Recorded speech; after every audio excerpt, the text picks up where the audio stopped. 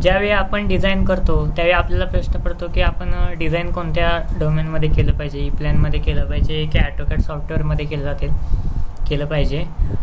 E plan आणि ॲटोकॅड ह्या दोन सॉफ्टवेअरमध्ये असा डिफरन्स आहे की ॲटोकॅड बेसिकली आता जे स्मॉल स्केल इंडस्ट्री आहे त्यामध्ये यूज केलं जातं आहे आणि ई प्लॅन हे थोडंसं हाय लेवलच्या इंडस्ट्रीमध्ये किंवा बिग लेवलच्या इंडस्ट्रीमध्ये यूज केलं जातं आहे. तिथं ई प्लॅनचं जे प्रोजेक्टची लेंथ जास्त मोठी आहे किंवा रिक्वायरमेंट जास्त आहे प्रोजेक्टची, तर ई प्लॅन जास्त करून पॅनलच्या डिझायनिंगमध्ये यूज केलं जाते आणि ॲटोकॅड सध्या स्मॉल स्केल इंडस्ट्रीमध्ये प्रेफर केलं जाते. पण ई प्लॅनपेक्षा ॲटोकॅडपेक्षा ई प्लॅन फार युजफुल सध्याच्या कंपनीमध्ये यूज होत आहे, कारण ई प्लॅनचे भरपूर असे फीचर्स आहेत, त्यामुळे ई प्लॅनला जास्त प्राधान्य दिलं जातं आहे as compared to AutoCAD. So e प्लॅनच्या फीचर्समध्ये तुम्ही बघायला गेलं तर सध्या आपल्याकडे ई प्लॅनचं क्लाउड सिस्टीम आहे.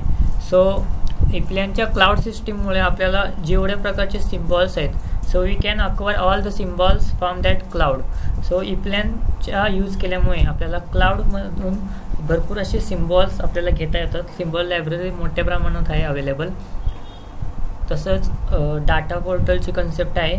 डाटा पोर्टलच्या कन्सेप्टमध्ये आपल्याला जे पण प्रकारचे पार्ट्स आहेत ते मिळून जातात.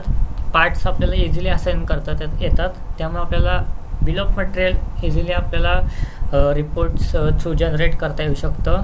सो आपल्याला तसंच ई प्लॅनमध्ये आपल्याला जे पण आपले इंटरप्शन पॉईंट आहेत किंवा इंटरप्शन पॉईंट यूज करून रेफरन्स सिलेक्ट करता येतो.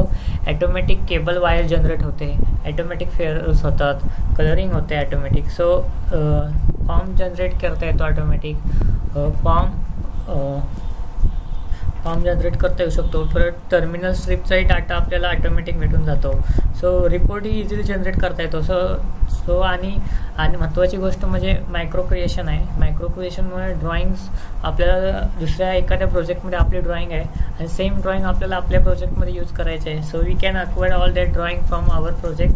So E plan is basically a most useful software right now use in industry.